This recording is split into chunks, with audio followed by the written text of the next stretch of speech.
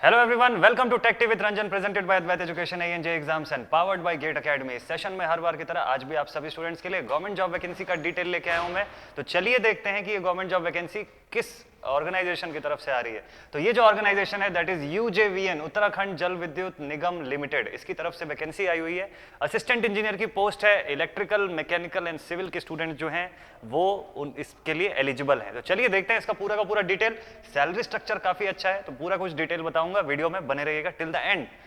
तो देखिए ये जो वैकेंसी आई हुई है, ये पोस्ट ऑफ असिस्टेंट इंजीनियर लिखा हुआ है, ट्रेनी E&M यानी electrical and mechanical and civil. तो ट्रेनी की पोस्ट रहेगी, उसके बाद आप फिर permanent post as a assistant engineer इस पर रिक्रूट हो जाते हैं। ठीक है, तो उत्तराखंड की जो गवर्नमेंट है उसकी ऑर्गेनाइजेशन है जल विद्युत निगम लिमिटेड जो है, उसके रिगार्डिंग यहाँ से नोटिफिकेशन आपका आया हुआ है। बात करते हैं अगर पोस्ट की, तो यहाँ पर जो ये पोस्ट है असिस्टेंट इंजीनियर की, उसमें वैकेंसी आप देखेंगे तो इलेक्ट्रिकल एंड मैकेनिकल के लिए कंबाइंड फॉर्म में 10 सीटें आई हुई है। तो मैं ये तो नहीं बोलूंगा बहुत ज्यादा वैकेंसीज आई है, लेकिन ठीक है, इनफ है अभी फिलहाल के लिए, जितना भी है वो काफी है। उसके लिए अगर आप प्रिपेयर कर रहे हैं तो डेफिनेटली एक अच्छा ऑप्शन बनता है आपके लिए।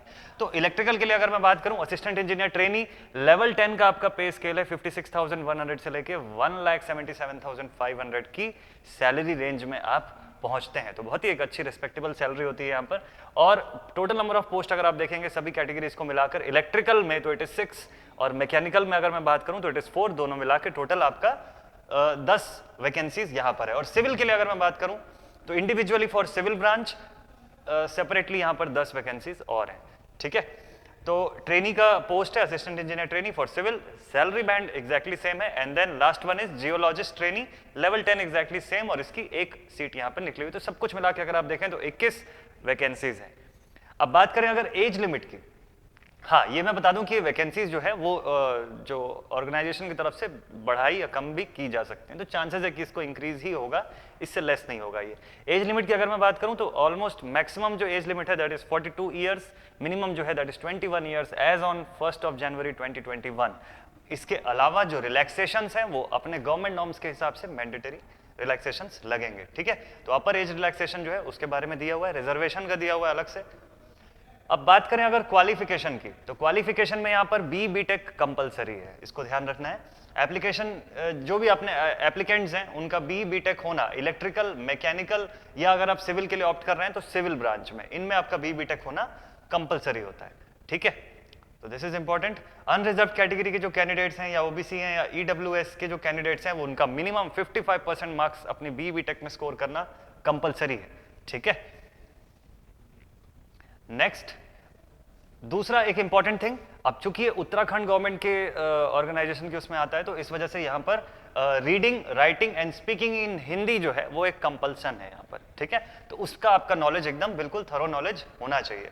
असिस्टेंट इंजीनियर सिविल के लिए भी यही चीज है कि आपको सिविल इंजीनियरिंग में एक रिकॉग्नाइज्ड इंस्टीट्यूशन से आपका B या BTech का डिग्री होना चाहिए। साथ ही यहाँ पर भी 55% का मार्क्स क्राइटेरिया है for unreserved OBC and EWS category. बाकी अदर कैटेगरीज के लिए यहाँ पर एक सफिशिएंट जो गवर्नमेंट नॉर्म्स के हिसाब से रिलैक्सेशंस होते हैं वो अवेलेबल है। And then same for geologist training. ठीक है, बट यहाँ पर MSc या MTech जो है वो मांगा हुआ है फॉर जियोलॉजी।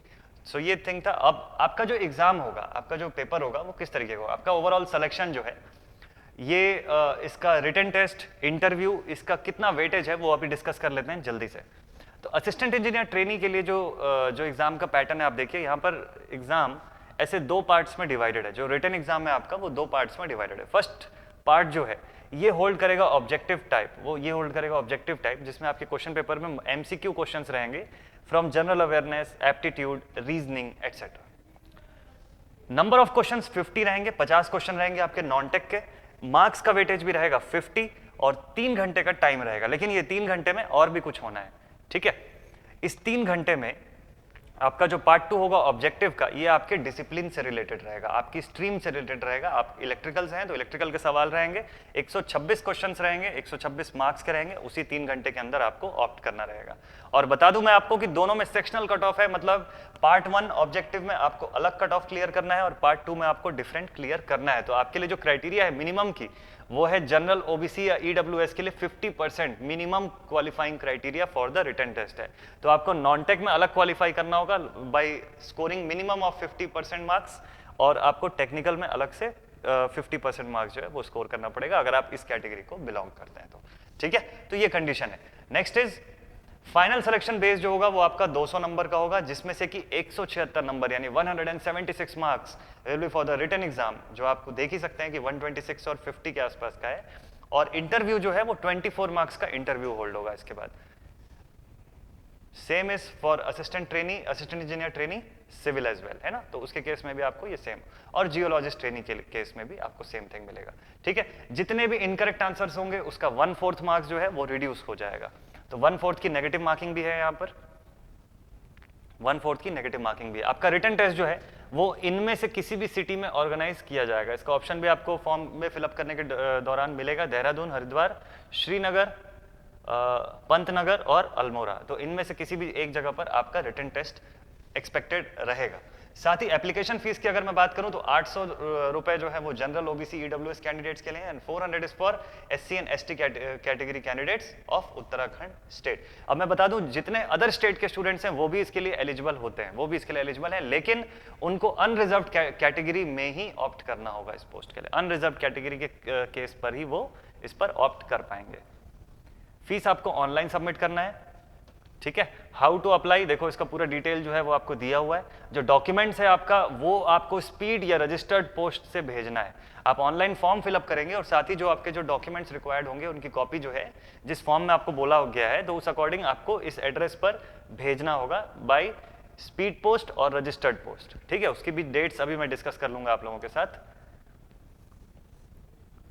नेक्स्ट थिंग, एक क्वेश्चन आप लोग कॉमनली जो पूछते हैं कि सर फाइनल ईयर के स्टूडेंट्स एलिजिबल हैं या नहीं है, तो भाई फाइनल ईयर के स्टूडेंट जो है एलिजिबल नहीं है इस एग्जाम में। ठीक है, जिनकी डिग्री कंप्लीट हो चुकी है, जिनके पास अपना जो सर्टिफिकेट है अपने डिग्री का, सिर्फ वही एलिजिबल होते हैं इस पोस्ट के लिए। तो इंपॉर्टेंट डेट्स की अगर मैं बात करूं तो starting date of online application is 1 April, तो स्टार्ट हो चुका है आपका फॉर्म फिलअप करना।